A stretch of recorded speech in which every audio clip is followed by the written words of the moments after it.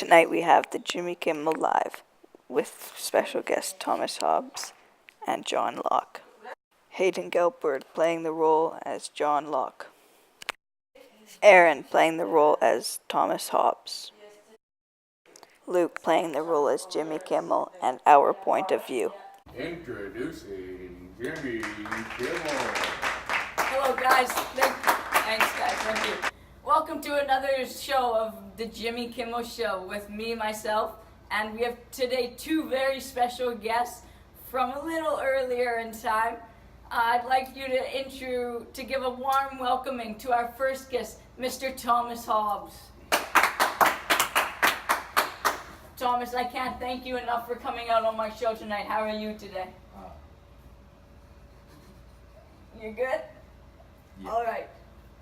Oh, don't worry, my hands are nice and clean. I just washed them before I come on the show, like I do every single time. Oh, okay. Make yourself comfortable. I want this to be a great pleasure for you because I know the fans really enjoy having you here. I'd like you to welcome our second extremely special guest, Mr. John Locke. Hey John, how you doing tonight? I'm very good, thank you. How are you? It's an honor to meet you. I'm doing very good tonight. I mean, I get to spend a night with two different historians. It will be very interesting how you guys' opinions play out. Thank you very much for having us here today. No, it's an honor to have you here. Thank you. All right, tell us a little bit about yourself, John. Okay, so I was born on August 29th, 1632 in Rington, United Kingdom. As you can tell, I look a lot younger than Mr. Hobbes over here. All right then. Well, I was born on April 5th, 1588 in Westport, United Kingdom. And if you ask me, the older you are, the more knowledge you have. I mean, both sides are pretty fair. As you guys may know, I have quite a few fans, and they're all very interested in the two of you guys. I mean, you guys can see, look at all those people in the crowd watching us down here. Well, so I let them pick the questions for you guys, as they had a high interest in you especially. And one of the first questions that was also quite common for the two of you, they were wondering if people were to ask you if you had a good or bad influence on society, what would your answers be? And what's your reasoning? I'll start with you, Mr. Thomas Hobbes. Well, let's just look at the facts. Humans are two things, useless and selfish. They need an absolute monarch because they're useless, and they need a true leader to guide them. If you ask me, I'm a great person. Yeah, are you a great person? I believe so. Well, I mean, if you're saying all this stuff about how humans are useless and selfish, aren't you human yourself, Mr. Hobbes? Well, yes, but I'm an exception. I've observed how selfish and useless people are over the years, and I've completely changed the way that I've acted. I like your humbleness. John, I'm going to ask you the same question that Thomas got asked. If people were to ask you if you had a good or bad influence on society, what would you say? Well, Jimmy, unlike my friend Thomas over here, I believe that humans should have the right to live life the way that they want to without the government jumping in on everything that they do.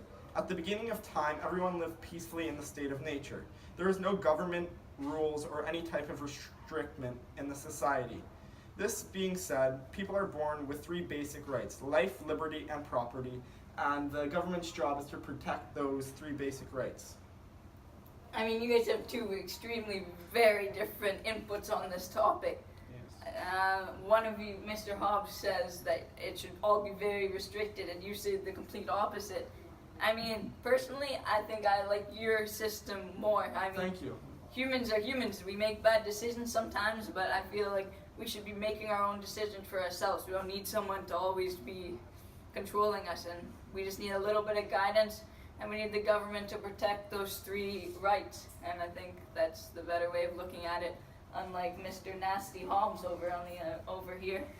Our second question of the night is, as the years of your early ages went by, how did the people, in your opinion, think of your adult ages? I'll start with you, Hobbes. Well, in my hometown in Westport, England, I grew up during the Civil War. And this was a time when people believed that the king should have all the power and the parliament should have all the power. And this war taught me that people are selfish, greedy, and they constantly are looking for praise and glory. And this is why I believe that humans need an absolute monarchy to ensure that they make good decisions and that they don't screw up all of society. Very interesting. How about you, Locke? As the years of your early ages went by, how did people think about your adult ages? Well, I have almost a completely different view than Mr. Hobbes. People at the beginning of time, as I said earlier, lived peacefully without having a very ruling, cruel, and demanding monarchy above them. I believe that humans have developed a lot since those times and are able to make decisions on their own and learn from their mistakes. And like I said before, the only job for the government is to protect those three basic rights, which are life, liberty, and property. The government will be there to support the people and give them freedom, but the government will also give support when needed. So you think that people thought good of you in your adult ages? Yes, I do. Alright. I hate to hurt your feelings again, Hobbes, but I mean, I got to agree with Locke. I just think his personality is better than yours. I mean, I don't want to offend you in any way, but it's just my honest opinion. I mean, Locke is very generous. He also is peaceful, trustworthy, and all the things that you really aren't. And Hobbes, you're very selfish and demanding. You think about yourself, and because Locke was very peaceful and generous, people in the society felt that way too. So I'm sure the people would agree with me. And Hobbes was on the other hand, was very demanding and selfish, which made this society very nervous and scared at certain times. If it was up to you guys, do you believe that in society there should be lots of freedom and very uncontrolled, or do you think it should be very controlled and not so much freedom? I think I know what you're going to say, Hobbes, but I'll ask you anyways. Well, Jimmy, in 1652 I wrote one of my most famous pieces of work called The Leviathan. In that I argue that people are naturally wicked and cannot be trusted to govern. I believe that a monarchy with the king or queen with the most power is best for society, and I believe that the monarchy should be able to make choices and for the people in society, because they cannot be trusted to make them on their own. Very interesting. I'll have to read your book. I haven't had the chance yet. I'll ask you, John, what are your inputs on this? Well, Jimmy, I believe that people should be given freedom to do whatever they want because they're capable of managing to survive on their own, because people are first logical and rational.